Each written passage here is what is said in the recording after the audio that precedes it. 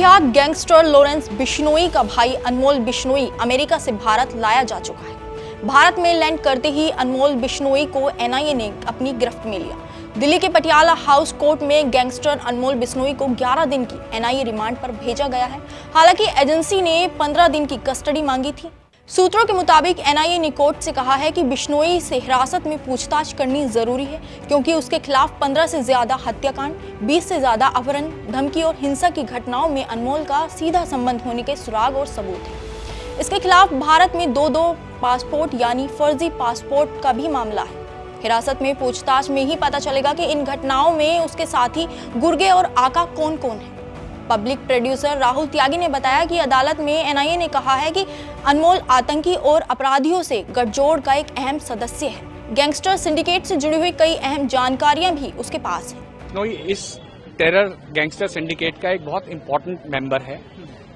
Lawrence Bishnoi का भाई है, वो विदेश भागा हुआ था, वहां से इस सिंडिकेट की एक्टिविटीज को कोऑर्डिनेट भी कर रहा था, हमारा मानना है। और वो बहुत सारी अलग अलग तरह की गतिविधियों में और मेंबर्स के साथ भी कोऑर्डिनेट कर रहा था, उन्हें भगाने में भी शायद मदद कर रहा था। इन सब पहलुओं पे, क्योंकि वो पहले हमारे पास नहीं था, अब हम उससे पूछताछ करेंगे। ऐसे में अब एनआईए अनमोल बिश्नोई से पूछताछ कर अहम जानकारियां जुटाएगी। एनआईए ने कोर्ट को बताया है कि अनमोल बिश्नोई एक ऐसे क्रिमिनल टेरर सिंडिकेट का हिस्सा है जो देश और विदेश में बैठकर आतंकी गतिविधियों के लिए पैसे जुटाता था, युवाओं की भर्ती कराता था, बड़े लोगों की टारगेट किलिंग की साजिश रचता था और सोशल मीडिया पर इन वारदातों का प्रचार करके आतंक फैलाता था। अनमोल बिश्नोई 2022 से फरार था और एनआईए द्वारा चल रही जांच में ये 19वां आरोपी है जिसे गिरफ्तार किया गया है।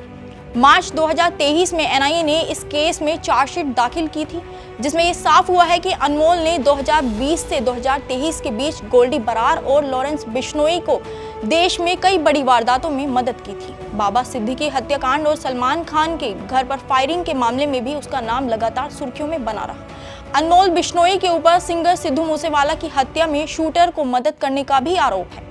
इन दोनों मामले में भी अनमोल बिश्नोई का नाम सामने आया था। उसी समय से अनमोल बिश्नोई की गिरफ्तारी की कोशिशें तेज हो गई थी और अब जाकर एनआईए की कोशिश कामयाब हुई है और आखिरकार अब अनमोल बिश्नोई भारत की सुरक्षा एजेंसियों की गिरफ्त में आ चुका है।